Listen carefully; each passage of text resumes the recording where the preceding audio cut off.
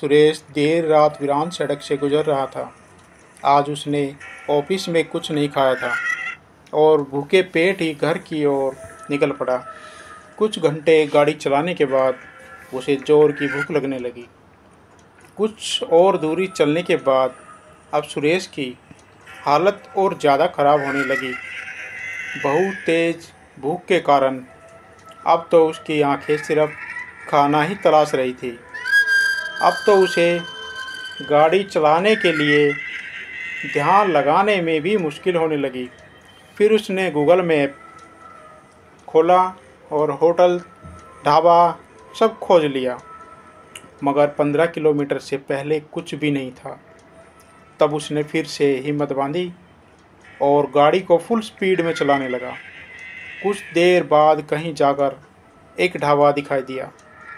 ढाबा देखते ही उसकी जान में जान आई। ढाबे पर पहुंचते ही ढाबे का मालिक बोला, आइए आइए साहब, बताइए क्या खाएंगे? मटर पनीर, छोले भटूरे, दाल चावल, पूड़ी कचौरी या मस्त लस्सी लेकर आऊं? सुरेश, भाई साहब जो भी है अच्छा खाना बना दो। ढाबा मालिक नौकर को खाना परोसने के लिए कहता है।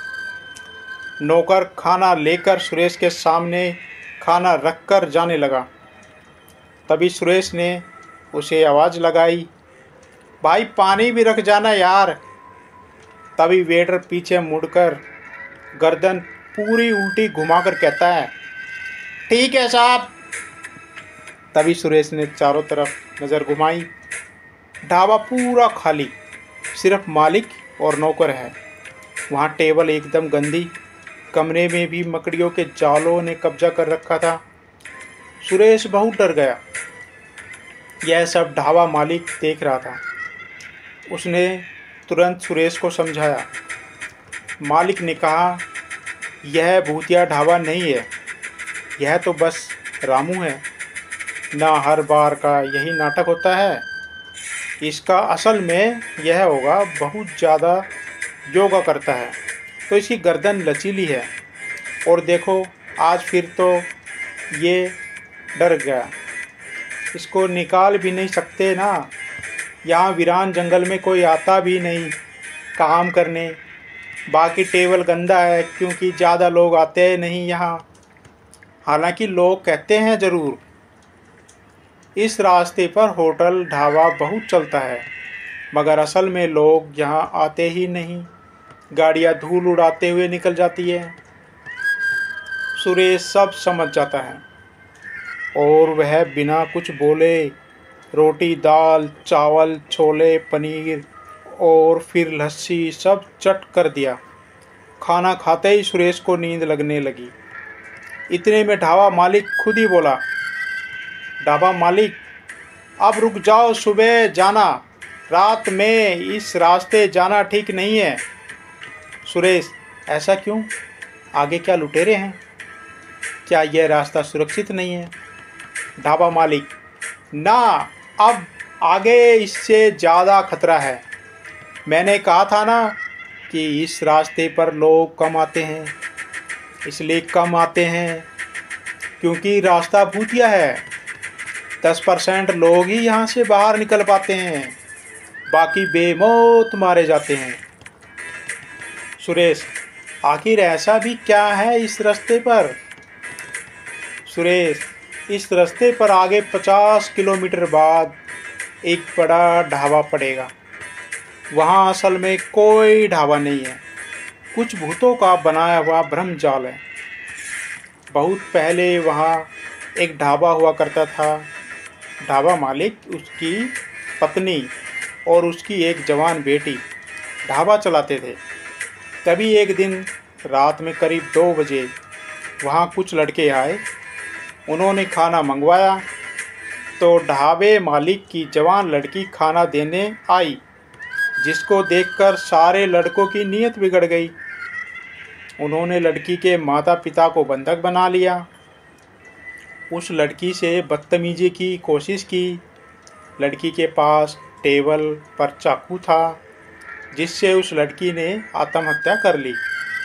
अपनी की बेटी की मौत उसके माता पिता नहीं देख सके। उन्होंने ही ढाबे पर ही खुदकुशी कर ली। लड़के तुरंत फरार हो गए। पुलिस को भी कोई सुराग नहीं मिला, तो आत्महत्या कर केस बंद कर दिया गया।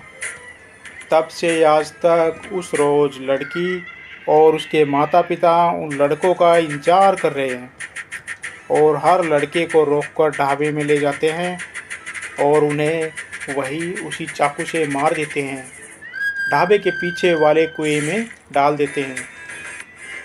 कहानी सुनते सुनते सुरेश को नींद आ गई और वहीं टेबल पर ही सो गया था। मालिक भी रजाई लेकर वहीं के बगल में आकर सो गया। सुबह सुरेश ने नाश्ता किया और निकल गया। वह जाते जाते सोच रहा था, मुझे अचानक नींद कैसे आ गई? मैं तो सिर्फ ढाबे के मालिक की बात सुन रहा था। इतनी बोरिंग कहानी तो नहीं थी, कहीं कुछ गड़बड़ है। क्या पता खाने में कुछ मिलाया गया हो। फिर आगे जाकर देखा तो सच में ढाबे वीरान पड़े हैं। फिर एक रेलवे क्रॉसिंग आई। एक गाड़ी, मालगाड़ी कोयला लेकर जा रही थी, तो क्रॉसिंग बंद थी। सुरेश ने देखा कि वहाँ ट्रैक्टर और ट्रक के टायरों के निशान सड़क के बाहर क्रॉसिंग के अगल बगल थे। ऐसा लग रहा था कि यहाँ रोज़ ट्रैक्टर और ट्रक बाहर आकर खड़े रहते हैं। और वहाँ की ज़मीन एकदम काली थी। उसे लगा जैसे कोयला यहीं लादा और उतारा जाता है। उसके दिमाग में सवालों का तूफान आ रहा था। आखिरकार उसका दिमाग भी पत्रकार वाला था। उसने सब कुछ जानने की ठान ली। अगली रात उसी रास्ते वापस आने लगा। वापसी में जब उसी तरह का एक ढाबा उस तरफ था जो क्रॉसिंग से लगभग 40-45 किलोमीटर दूर था। सुरेश वहां गया और बिना कुछ खाए पिए महज रास्ता पूछकर निकलने लगा, तो ढाबे के मालिक ने भी वही कहानी सुनाई और सुरेश को रोकने की कोशिश की। बेटा, बड़ों की बात मानो, यह रास्ता रात में जाने लायक नहीं है। रास्ते में भूतिया ढाबा है जो ज़बरदस्ती तुम्हें खींच ले जाएंगे और फिर तुम कभी वापस नहीं आओगे। सुरेश, चाचा जी, मैं नहीं रुक सकता। मेरी माँ की तबीयत ठीक नहीं है और माँ के लिए तो मैं सब कुछ भूत बन सकता हूँ और ज़रूरत पड़ने पर भूत से भी लड़ सकता हूँ। इतना कहकर सुरेश अपनी कार से आगे निकल गया। 10 किलोमीटर ही चला होगा कि रास्ते में खून के निशान मिलने लगे, जिसमें एक पैर आगे की तरफ जा रहा था तो एक पैर उल्टा था। यह देखकर सुरेश डर गया। फिर गाड़ी को स्पीड बढ़ा दी।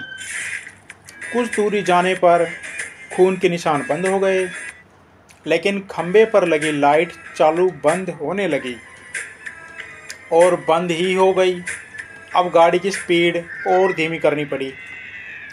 अचानक रास्ते में बैरिकेड आ गए, जिस पर लिखा था, आगे सड़क पर काम चल रहा है, कृपया यहाँ से मार्ग बदले। और कुछ दूरी आगे चलने पर अजीबोगरीब हवा में उड़ रहे थे। उनके हाथों में हल और सड़क में काम आने वाले औजार थे। जिसके बाद सुरेश को लगा कि शायद उसे ढाबे मालिक की बात मान लेनी चाहिए थी। सुरेश ने गाड़ी पीछे की, लेकिन सुरेश को लगा जैसे किसी ने उसको गाड़ी पकड़ ली हो। उसने गाड़ी और स्पीड से चलानी शुरू कर दी। 10-12 किलोमीटर बाद उसने बगल में ढाबा देखा। काफ़ी चहल पहल थी।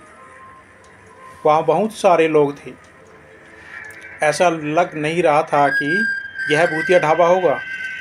सुरेश ने गाड़ी रोकी और वहाँ ढाबे में गया। उसके अंदर जाते ही तुरंत बाद दरवाज़ा अपने आप बंद हो गया। बत्ती बंद हो गई।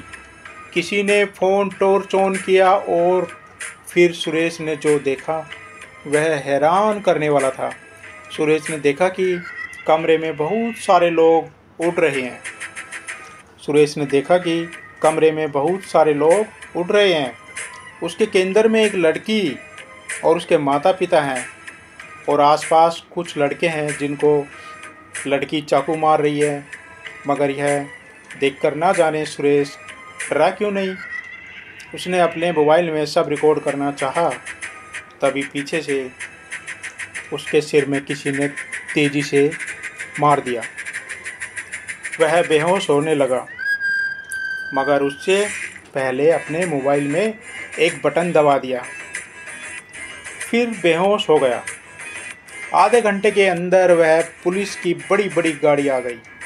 सुरेश को उठाया और एम्बुलेंस से हॉस्पिटल भेज दिया। वहाँ अपने टॉर्च लाइट से लोगों की खोज करने लगे। ऊपर लोग अभी भी उड़ रहे थे और उनमें टॉर्च की लाइट आस पास हो रही थी। इतनी देर में किसी पुलिस वाले को लाइट बटन मिल गया। उसने तुरंत पुलिस लाइट चालू कर दी। सारे भूत गायब हो गए। कमरे के बीच में एक 3D प्रोजेक्टर लगा था। पुलिस ऑफिसर ने सब सील कर लिया था और कैमरे में खोजबीन करने पर ढाबा मालिक और उसके नौकर पकड़े गए। उनके पास से शमशान से लाए हुए कंकाल और कुछ मुर्दों की खोपड़ियाँ भी बरामद हुई। पुलिस ने सभी को गिरफ्तार कर लिया।